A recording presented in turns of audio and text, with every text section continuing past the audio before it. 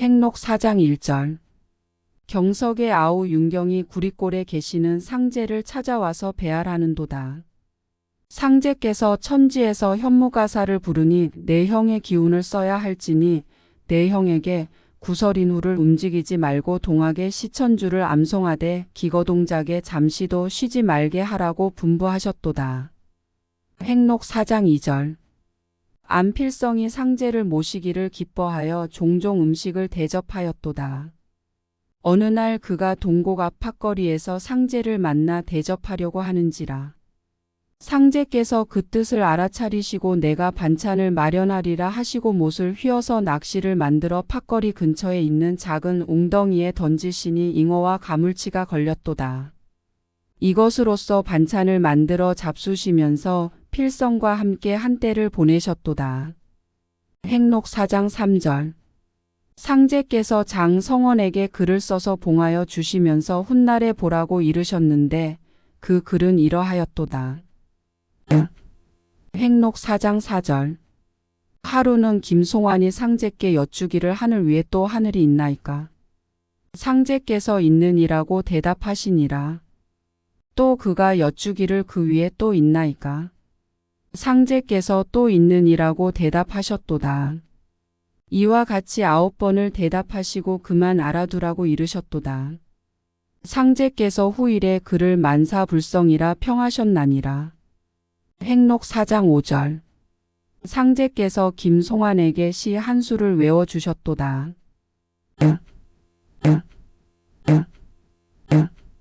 행록 4장 6절. 상제께서 무신년 초에 본댁에서 태인에 가셨도다. 상제께서 자주 태인에 머물고 계신 것은 도창현이 있기 때문이었나니라. 그곳에 신경원체, 내경체, 창조김, 경학 등의 종도들이 살고 있었도다. 행록 4장 7절. 어느 날 상제께서 식사 시간이 지나서 최창조의 집에 이르셨도다. 그의 아내는 상제께서 드나드시는 것을 못마땅하게 여겼노라. 이날도 밥상 차리기를 싫어하는지라. 상제께서 창조에게 가라사대 도가에서는 반드시 아내의 마음을 잘 돌려 모든 일에 어긋남이 없게 하고 순종하여야 복되나니라 하시니라. 이 말씀을 아내가 문 밖에서 엿듣고 보이지 않는 사람의 속마음을 보신 듯이 살피심에 놀라 마음을 바로잡으니라. 행록 4장 8절. 상제께서 최창조의 집에서 종도 수십 명을 둘러앉히고 각기 세 글자씩을 부르게 하시니라. 종도들은 천자문의 첫 글자부터 불러오다가 최덕겸이 일자를 부를 때 상제께서 말씀하시니라. 덕겸은 일본 왕도 좋아 보이는가 보다 하시며 남을 따라 부르지 말고 각기 제 생각대로 부르라 이르시니라.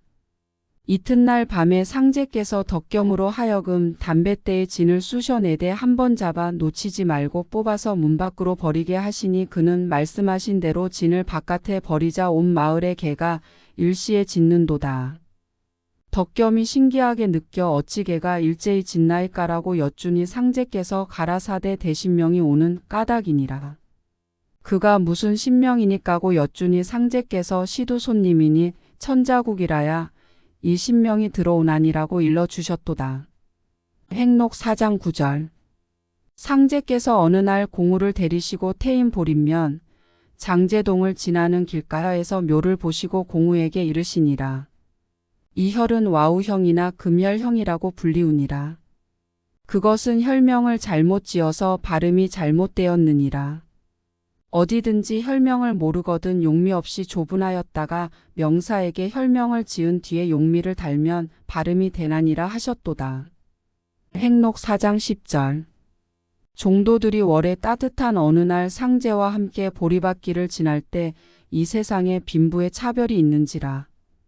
곡식 중에 보리가 있어 그것을 먹을 때마다 괴로움을 겪는 사람이 있으니 보리를 없애야 먹는 데에나 차별이 없어지고 모든 사람들이 일치하리라고 서로 이야기를 주고받고 하니라.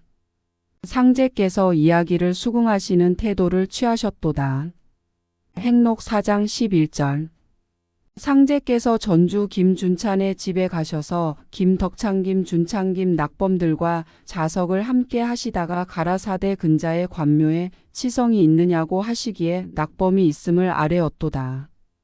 이에 상제께서 종도들에게 그 신명이 이 지방에 있지 않고 멀리 서양에 가서 대란을 일으키고 있나니라고 알리셨도다. 행록 4장 12절. 덕차는 백지 한 장에 칠성경을 쓰라고 상제께서 말씀하시기에 그 글과 모양의 크고 작음을 여쭈었더니 상제께서 가라사대 너희 뜻대로 쓰라 하시므로 덕찬이 양지 한 장에 칠성경을 가득 차게 쓰고 나니 끝에 가서 석자 쓸만한 곳이 남으니라. 상제께서 그 여백에 칠성경이라고 석자를 쓰신 후 불사르셨도다. 행록 4장 13절. 상제께서 공우를 데리시고 구릿골에 이르시니라. 도중에서 상제와 그는 한 장군이 갑주 차림에 칼을 짚고 제비산 중턱에 서 있는 것을 보았도다. 상제께서 구릿골에 이르셔서 김준상의 집에 머무시니라. 어떤 사람이 김준상을 잡으려고 이 밤에 구릿골에 온다는 말을 들었노라고 전하니라. 이 말을 들으시고 상제께서 태연히 계시다가 저녁 무렵에 형렬의 집으로 가시니라. 여러 종도들이 준상의 집에서 잠자는데 공우는 뒷산에 올라가 망을 보고 있던 터에 원평 쪽으로부터 등불을 가진 사람 대여섯이 구릿골을 향하여 오다가 선문에 이르렀을 때 등불이 꺼지는 것을 보고 되돌아가 종도들을 깨워서 함께 피신하려고 하나 곤히 잠든 사람들이 좀처럼 깨지 않았도다. 그러나 한시경이 되어도 아무 기척이 없으므로 안심하고 그는 잠에 드니라. 이튿날 상제께서 그에게 대장은 도적을 잘 지켜야 하나니라고 이르셨도다. 행록 4장 13절. 상제께서 공우를 데리시고 구릿골에 이르시니라. 도중에서 상제와 그는 한 장군이 갑주 차림에 칼을 짚고 제비산 중턱에 서 있는 것을 보았도다. 상제께서 구릿골에 이르셔서 김준상의 집에 머무시니라. 어떤 사람이 김준상을 잡으려고 이 밤에 구릿골에 온다는 말을 들었노라고 전하니라. 이 말을 들으시고 상제께서 태연히 계시다가 저녁 무렵에 형렬의 집으로 가시니라. 여러 종도들이 준상의 집에서 잠자는데 공우는 뒷산에 올라가 망을 보고 있던 터에 원평 쪽으로부터 등불을 가진 사람 대여섯이 구릿골을 향하여 오다가 선문에 이르렀을 때 등불이 꺼지는 것을 보고 되돌아가 종도들을 깨워서 함께 피신하려고 하나 곤히 잠든 사람들이 좀처럼 깨지 않았도다. 그러나 한시경이 되어도 아무 기척이 없으므로 안심하고 그는 잠에 드니라. 이튿날 상제께서 그에게 대장은 도적을 잘 지켜야 하나니라고 이르셨도다. 행록 4장 15절. 월에 들어 심한 가뭄으로 보리가 타니 농민들의 근심이 극심하여지는도다. 종도들도 굶을 걱정을 서로 나누니 상제께서 전일에 너희들이 보리를 없애버림이 옳다 하고 이제 다시 보리 흉년을 걱정하느냐. 내가 하는 일은 농담 한마디라도 도수에 박혀 천지에 울려 퍼지니 이후부터 범사에 실없이 말하지 말라고 꾸짖으셨도다. 그리고 상제께서 전주 용머리 고개 김낙범에게 들러 거친 보리밥 한 그릇과 된장국 한 그릇을 보고 빈민의 음식이 이러하니라고 하시면서 다 잡수셨도다. 갑자기 검은 구름이 하늘을 덮기 시작하더니 3시간에 큰 비가 내리니 말라 죽던 보리가 다시 생기를 얻게 되었도다. 행록 4장 16절. 상제께서 월 어느 날 정괴산의 주막에서 상을 받고 계셨는데 전에 고부 화란 때 알게 된 정순검이 나타나 돈 10량을 청하는 것을 거절하시자 그는 무례하게 상제의 주머니 속에 손을 넣어 돈 10량을 빼앗아 갔도다. 이 방향무인을 탄식하시고 상제께서 그를 한탄하셨도다. 그러나 그는 그 후에 다시 전주에서 서신으로 돈을 청하여 오니 상제께서 형렬로 하여금 돈 10량을 구하여 보내시니라. 며칠 지낸 뒤에 정순검이 고부로 돌아가던 중 정읍의 어느 다리에서 도적들에게 맞아 죽으니라. 이 소식을 전하여 들으시고 상제께서 순검이란 도적을 다스리는 자이건을 도리어 도적질을 하여 도적에게 맞아 죽었으니 이것이 어찌 범상한 일이리오 하시고 다시 한탄하셨도다. 행록 4장 17절. 무신년월 어느 날 또 종도들에게 가라사대 이 세상에 성으로는 풍성이 먼저 있었으나 전하여 오지 못하고 다만 풍채 풍신 풍골 등으로 몸의 생김새의 칭호만으로 남아올 뿐이요. 그 다음은 강성이 나왔으니 곧 성의 원시가 되느니라. 그러므로 개벽시대를 당하여 원시 반본이 되므로 강성이 이를 맡게 되었나니라 하셨도다. 행록 4장 18절. 상제께서 전주 불가지 김성국의 집에 가 계실 때에 어느 날 김덕찬을 불러 그에게 말씀하셨는데 그는 그 말씀을 귓가로 들었도다. 이것을 알아차리시고 상제께서 덕찬에게 이제 용소리 김의관의 집에 가서 자고 오너라고 이르시니 그는 명을 조차 용소리로 떠나느니라. 그가 김의관의 집 근처에서 취한으로부터 심한 곤욕을 당하고 불가지로 돌아오니라. 상제께서 문 바깥에 나와서 그가 오는 것을 보고 왜 자지 않고 되돌아오느냐고 물으시니라. 덕찬이 공연히 보내어 봉변만 당한 것을 못마땅하게 여기는도다. 상제께서 덕찬과 함께 방 안에 들어오셔서 술을 권하며 가라사대 사람과 사귈 때 마음을 통할 것이 오늘 어찌 마음을 속이느냐 하시니 그는 상제를 두려워하니라. 그 후부터 덕찬은 지극히 작은 일에도 언행을 삼갔도다. 상제께서 2달 동안 용소리 시목정에 계시면서 이곳저곳의 종도들의 집에 다니셨도다. 행록 4장 19절. 손병욱은 고부 사람인데 상제를 지성껏 모셨으나 그의 아내는 상제의 왕래를 불쾌히 여기고 남편의 믿음을 방해하였도다. 어느 날 병욱의 아내가 골절이 쑤시고 입맛을 잃어 식음을 전폐하여 사경에 헤매게 되었느니라. 공우는 이 소식을 전해 듣고 상제께 아뢰면 고쳐주시리라고 믿었도다. 행록 4장 20절. 그 후 어느 날 공우가 정읍에 가서 상제를 모시고 아룡리 내거리에 이르렀도다. 이곳에서 북쪽으로 회룡리가 있고 이곳에 신경수가 살고 서북쪽 교동에 황응종이 살고 있었도다. 상제께서 내거리 복판에서 공우에게 어디로 가는 것이 마땅하냐고 물으시니 공우가 저희 집으로 가시옵소서 하고 청하니 상제께서 3번이나 되물으심으로 공우도 3번 한결같이 대답하니라. 그러나 상제께서 먼저 응종의 집에 들르셨다가 곧 공우를 데리시고 병욱의 집에 가셨도다. 상제께서 병욱에게 돈 서돈을 청하시기에 그가 올리니 그것을 공우에게 간수하게 하시고 또 두냥을 병욱으로부터 받아서 다시 그에게 그것을 갈무리하게 하신 후에 병욱의 아내를 불러 앞에 앉히고 왜 그리하였느냐고 3번 되풀이 꾸짖고 외면하시면서 죽을 다른 사람에게 가라고 혼자 말씀을 하시니라. 병욱이 상제께 공양할 술을 준비하려 하기에 상제께서 나 먹을 술은 있으니 준비하지 말라 이르시니라. 병욱의 장모가 상제께서 오신 것을 알고 술과 안주를 올리니 상제께서 그 술을 드셨도다. 응종의 집에서 밤을 새우고 다음날 새벽에 구리꼴로 행차하셨도다.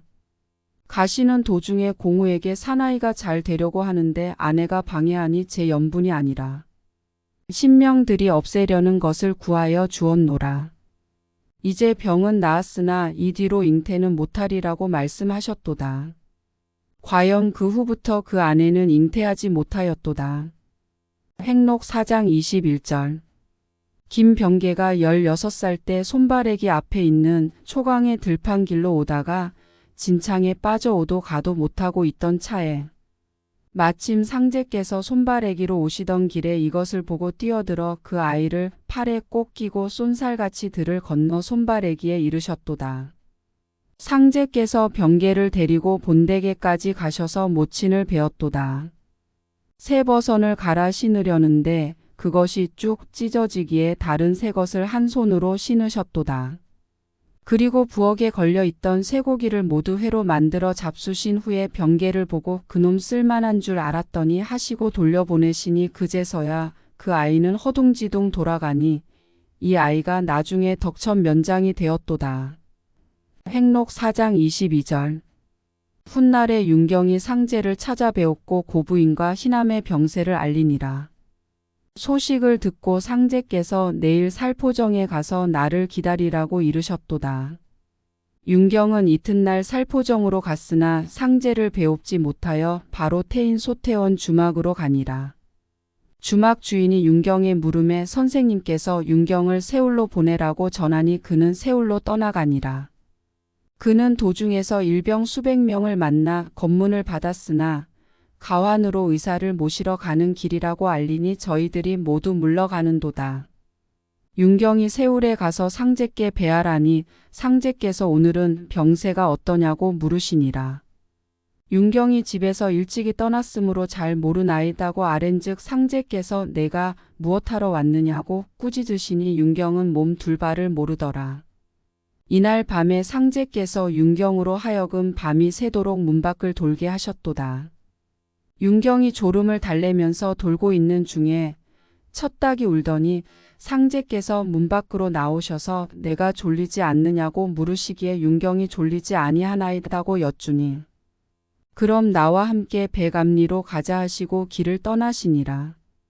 김자연도 따라 백암리 김경학의 집에 이르러 조반을 먹고 다시 정읍으로 갔도다.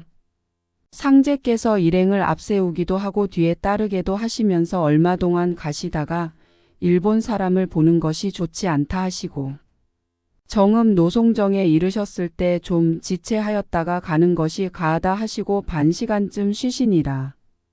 일행은 노송정의 모퉁이에 있는 큰 목가에 이르렀을 때 일본 기병이 이곳으로 오다가 이곳에서 다시 다른 곳으로 돌아간 많은 말 발자국을 보았도다.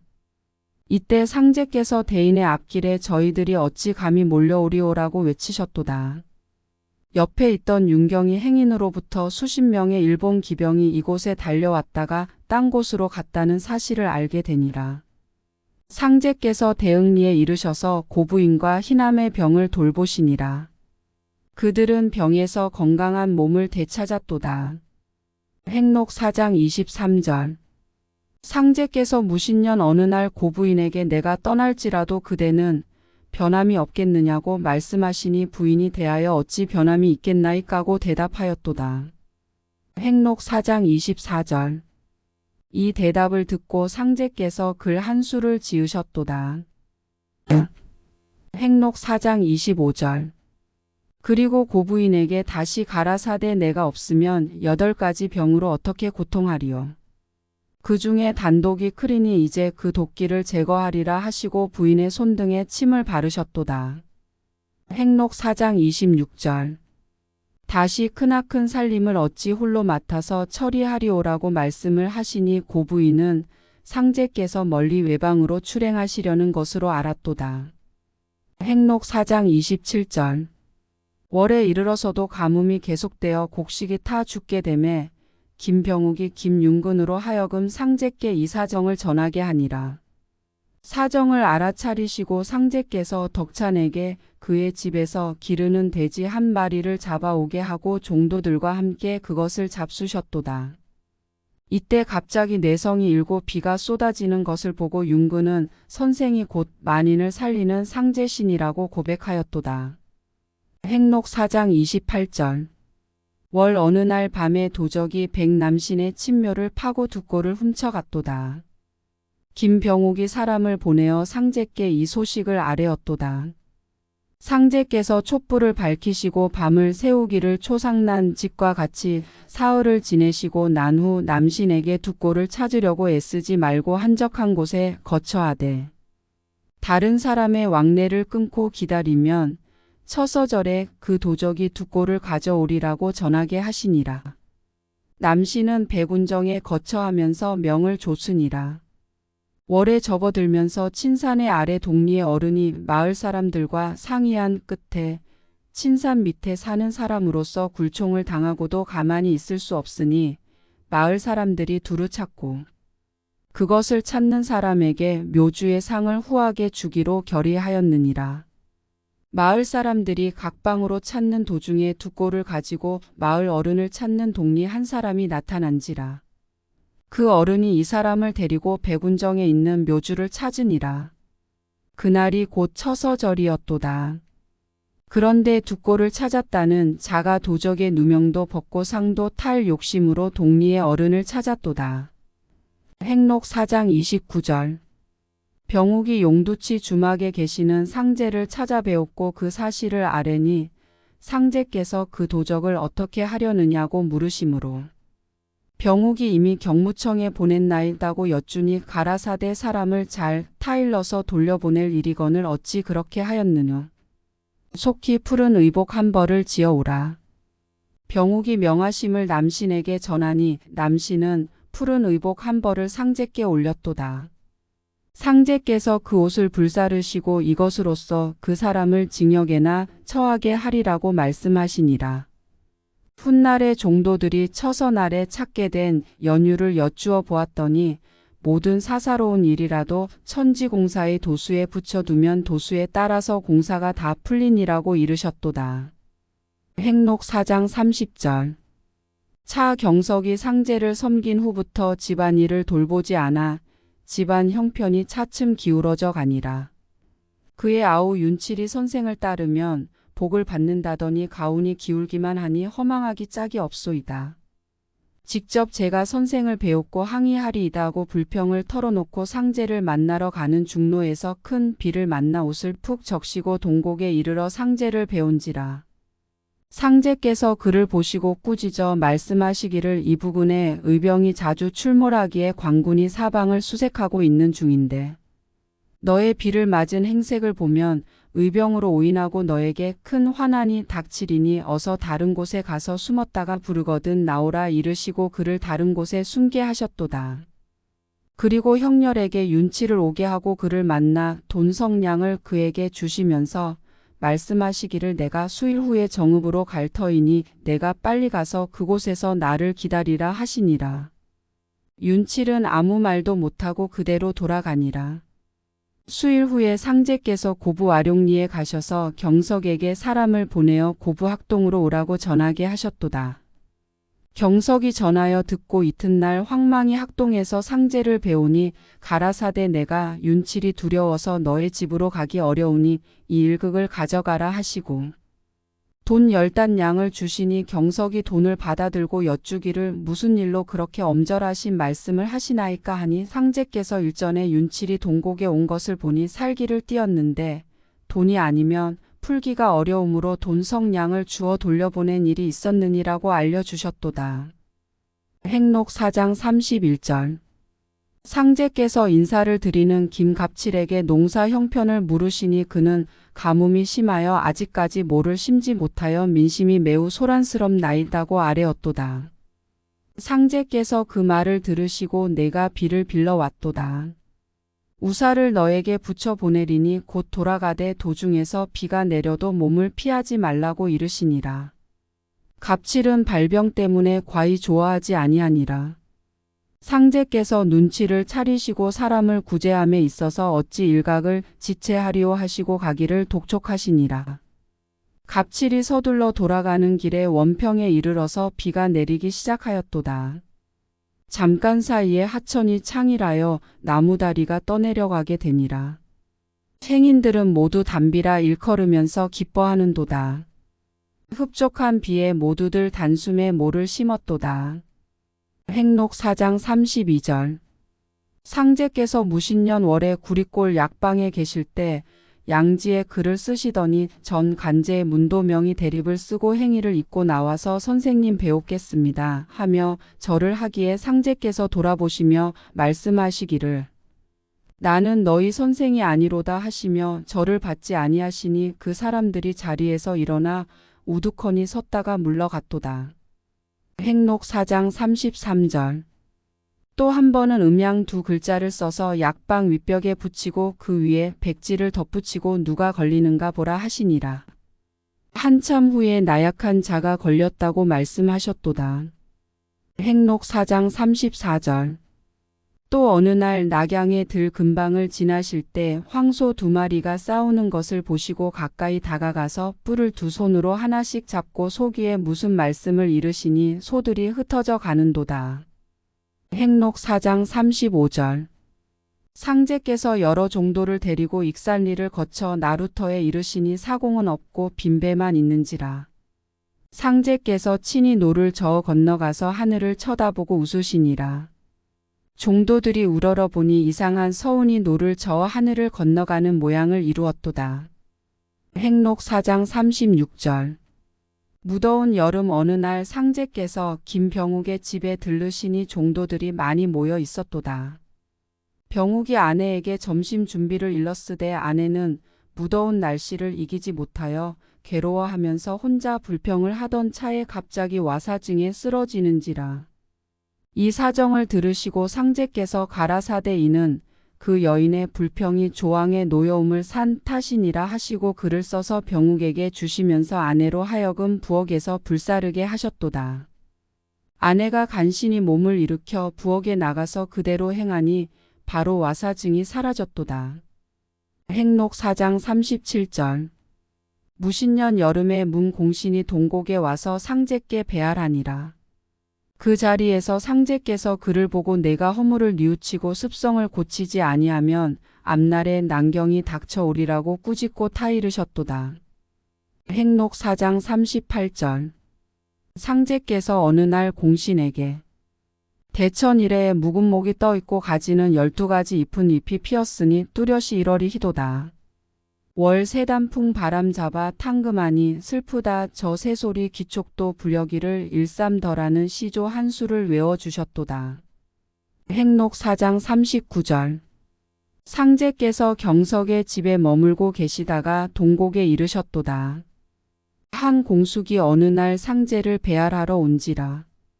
상제께서 그와 술을 나누시다가 일을 많이 하였도다고 말씀을 건네시면서 친히 술을 따르셨도다. 그는 황송하여 자리를 고쳐 앉으면서 제가 무슨 일을 하였다고 하시나이까. 하여 드린 바가 없사옵니다 하고 여쭈면서 받은 잔을 마셨도다. 한참 동안 침묵이 흐르더니 그는 갑자기 생각이 난 듯이 지난밤 꿈을 꾸었나이다 하고 여쭈는지라. 그 말을 상제께서 받으시고 일을 많이 하였다는 것이 바로 그것을 뜻하노라고 가르치시니라. 시자하고 있던 종도들이 모두 공숙의 꿈을 궁금하게 여기는지라. 공숙이 상제께서 저희 집에 오셔서 천하오구를 성책하여 오라 명하시기에 오방신장을 불러서 성책하여 상제께 올렸나이다고 꿈 이야기를 털어놓았도다. 행록 4장 40절.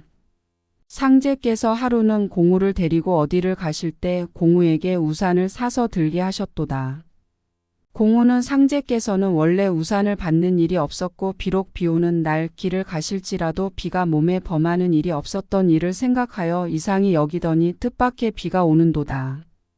상제께서 공우에게 우산을 받으라 하시니 공우는 상제께 받으시길 청하여 서로 사양하다가 함께 비를 맞아 옷이 흠뻑 젖으니 상제께서 말씀하시기를 이 뒤로는 우산을 들지 말라.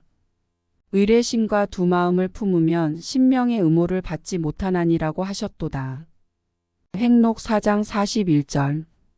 상제께서 어느 날 차 경석김 광찬왕 응종을 앞에 세우고 공우에게 몽치를 들게 하고 윤경에게 칼을 들리고 너희가 이 이후에도 지금의 스승을 모시고 있듯이 변함이 없겠느냐.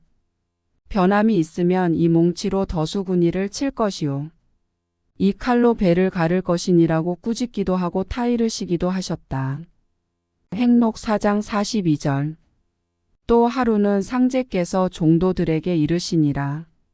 옛적에 한 농부가 농한기인 이른 봄에 쉬지 않고 그 시간을 이용하여 자기 논에 수원지에 물이 잘 들어오도록 봇돌을 깊이 파는 것을 마을 사람들이 보고 공연한 노력이라고 비소하더니 이에 여름에 날이 무척 가물어 그 들판이 적지가 되었으나 봇돌을 파놓은 그 농부는 아무 근심 없이 물을 대어 농사를 잘 지을 수 있었으니 이런 일을 명심해 두라 하셨도다.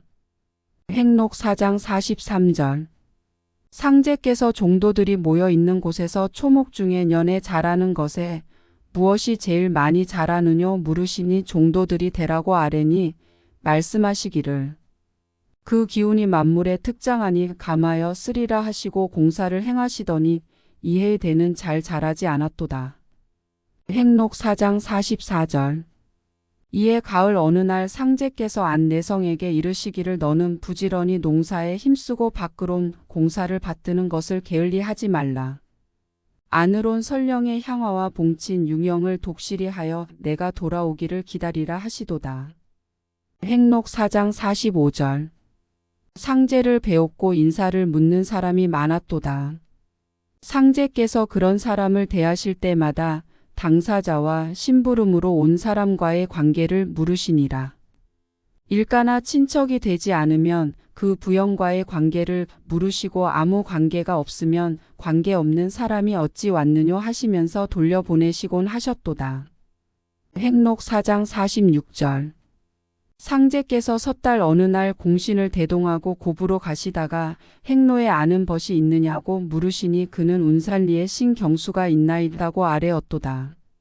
상제께서 공신의 인도로 경수의 집에 들르셔서 마루에 앉아 글을 써서 불사르고 공신에게 집에 다녀오게 하셨도다. 공신이 집에 가니 일진회의 간부 송 대화가 와 있도다. 공신은 대화를 치송하고 운산리에 되돌아오니 상제께서 있더냐고 물으시기에 그는 예. 그가 있어서 치송하였나이라고 대답하였도다. 행록 4장 47절. 이후에 백암리에서 상제를 박공우와 신원일이 모시고 있었도다.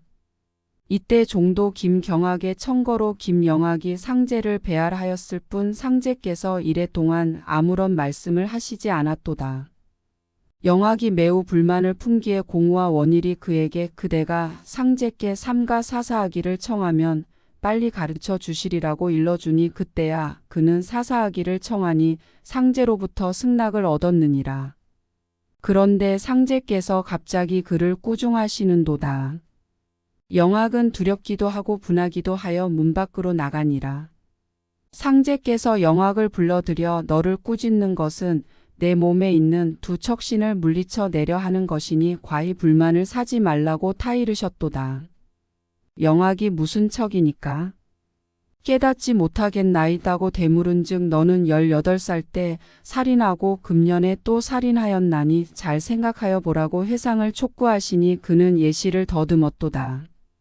그 나이 때에 제가 남원에서 전주 아정과 말다툼하다가 그의 무례한 말에 분격하여 그에게 화로를 던져 머리에 상처를 입혔는데 이것으로써 신음하다가 그 이듬해 월에 죽었나이다.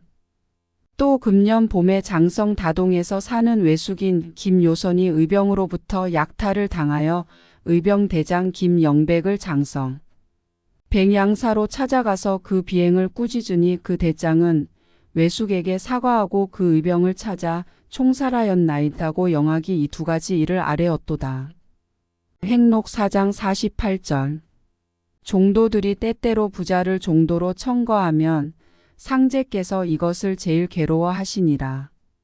종도들이 청거한 부자가 상제를 찾아오면 상제께서 먼저 그 사람이 오는 길가에 주막에 가셔서 그를 만나 횡설수설하셔서 그가 스스로 물러가게 하셨도다.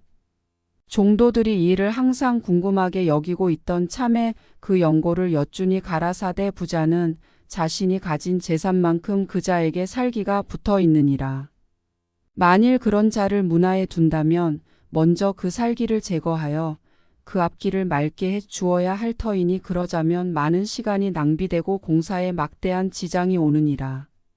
그런 자 중에도 나를 알아보고 굳이 따르겠다는 지혜로운 자에게는 할 수 없이 허락할 뿐이니라 하셨도다.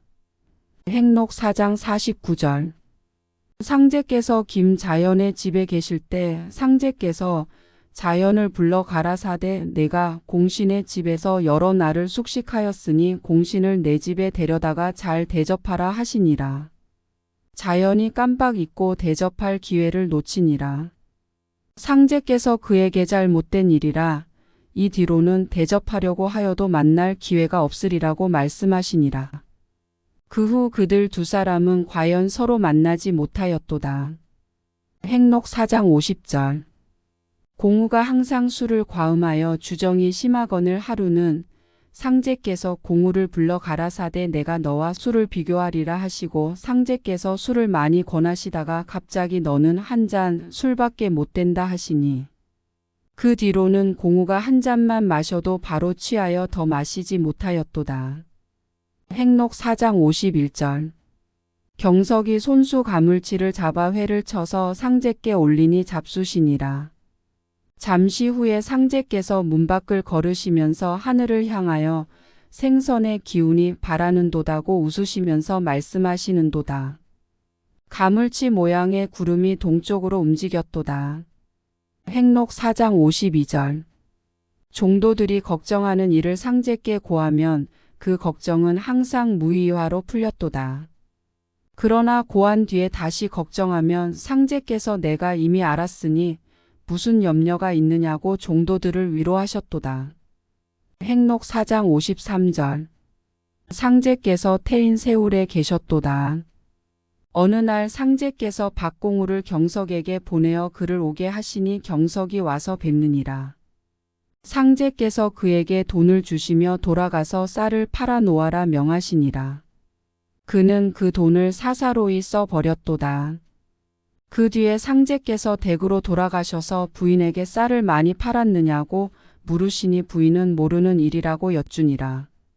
상제께서 경석을 불러 물으시니 경석은 그 돈을 부인에게 드리지 않았음을 고백하였도다.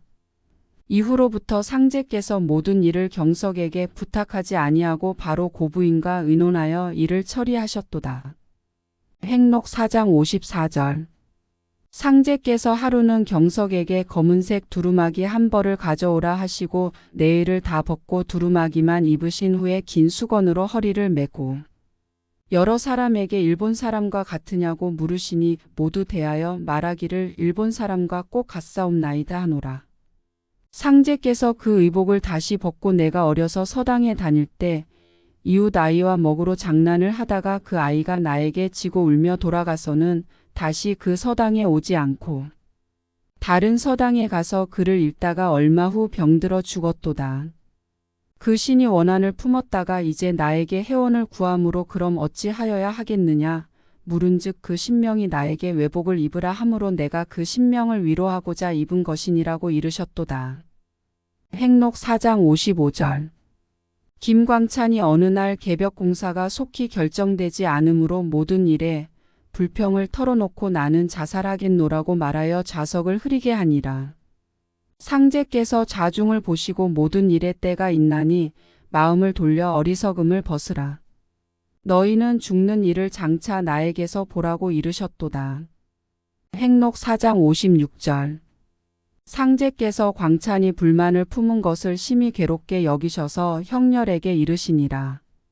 광찬이 자살하려는 것은 제가 죽으려는 것이 아니요 나를 죽으라는 것이니라. 내가 정읍으로 가리니 이 길이 길행이라. 뒤질은 내게 통지하리라. 이래 상제께서 공우를 데리시고 동곡을 떠나 정읍 경석의 집에 가셨도다. 행록 4장 57절. 상제께서 경석에게 이르시니라. 내가 모든 일에 귀찮고 뜻에 맞지 아니하니 내가 이 세상을 버릴 수밖에 없다. 세상을 떠나기는 극히 쉬운 일이라. 몸에 있는 전기를 흩으면 불티가 사라지듯이 되나니라. 그리고 바로 베개를 베고 누우시니 경석이 놀라면서 말하되 어찌 하시는 일이오니까.